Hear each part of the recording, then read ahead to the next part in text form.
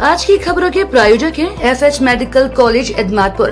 खून से सना पत्र भेज दवा व्यापारी से रंगदारी मांगने का मामला। दवा व्यापारी से रंगदारी मांगने वाले 2 अभियुक्त गिरफ्तार अभियुक्त में से एक के युवती से थे संबंध। युवती द्वारा छोड़े जाने से नाराज था गिरफ्तार प्रेमी। पूर्व प्रेमिका को सबक सिखाने को रची थी रंगदारी की साजिश। अभियुक्त ने युवती के आधार कार्ड से सिम खरीदकर दी थी धमकी। गिरफ्तार दोनों अभियुक्त रिश्ते में है चचेरे भाई को चोट लगने के बाद उसी के खून से लिखा था रंगदारी के लिए पत्र। दवा व्यापारी के दुकान पर खून से सना पत्र गोली भेजकर चली थी साजिश। लिखित शिकायत के बाद हुआ था मुकदमा दर्ज। मिले थे सीसीटीवी। पुलिस ने पूरे घटनाक्रम का खुलासा करते हुए 2 अभियुक्त किए गिरफ्तार। थाना सदर बिंदु कटरा क्षेत्र का मामला। देखिए, दिनांक 14 दिसंबर 2024 को थाना सदर अंतर्गत निवासित ही एक दवा व्यापारी है, इनका मेडिकल स्टोर है।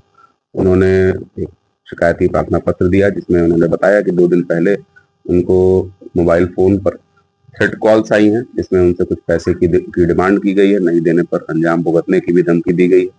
और उसके 1 दिन बाद उनको एक पत्र आया है। इस पत्र में कुछ खून के धब्बे थे और एक बुलेट उस पत्र से चिपका के भेजा गया था। कुछ 2 लोग स्कूटी पर बैठ के आए थे और उन्होंने वो पत्र उनके दुकान पर देके और चले गए। और इनकी शिकायत पर थाना तत्काल सदर ने अभियोग पंजीकृत किया और टीमें इस घटना के सफल अनावरण के लिए लगा दी गई, क्योंकि बहुत ही गंभीर मामला ये सुनने में प्रतीत हो रहा था।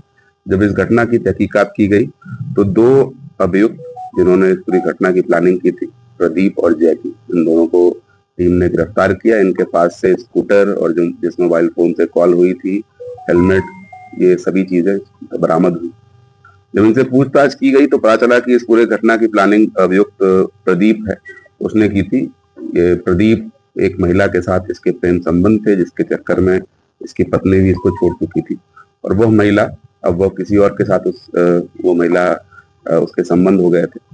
तो इस महिला को और उसके प्रेमी को फंसाने के लिए इन्होंने एक पहले फर्जी सिम कार्ड लिया जिसमें इन्होंने कोई आइडेंटिटी दी नहीं, और फिर कुरियर बॉय बनके इस सिम कार्ड से केवल उस महिला को और उसके नए प्रेमी को ही इन्होंने कॉल की। इनकी मंशा ये थी कि जब भी पुलिस इस नंबर की तहकीकात करेगी तो उससे संबंधित ये महिला और इसके प्रेमी ही आएंगे और इस गिरफ्तारी इनकी हो जाएगी और वो फंस जाएंगे। इस मंशा से इसने पूरी ये घटना प्लान की थी।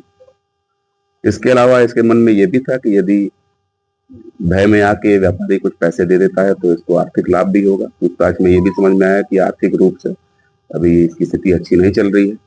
तो एक इस तरीके से दोनों स्थिति में इसको लाभ होने की या अपने जिनको ये फंसाना चाहता था उनको पुलिस केस में फंस जाने की संभावना देखते हुए इस घटना की इसने प्लानिंग की थी।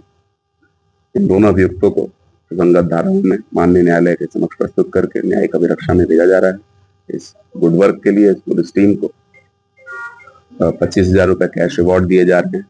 और एक बात जो आप सभी के द्वारा पूछी गई कि इसमें जो खून के धब्बे थे, इसके संबंध में इसने बताया कि इसका भाई जो चचेरा था, जो इसके साथ इस घटना की प्लानिंग में इन्वॉल्व था, वो उसके हाथ में चोट लगा हुआ था और उसी चोट के जो खून वो उसने जो धमकी भरा पत्र भेजा था उसमें लगा के भेजा। ब्यूरो रिपोर्ट दैनिक खोज इंडिया को देखते रहने के लिए हमारे चैनल को सब्सक्राइब करें और बेल आइकन को जरूर दबाएं।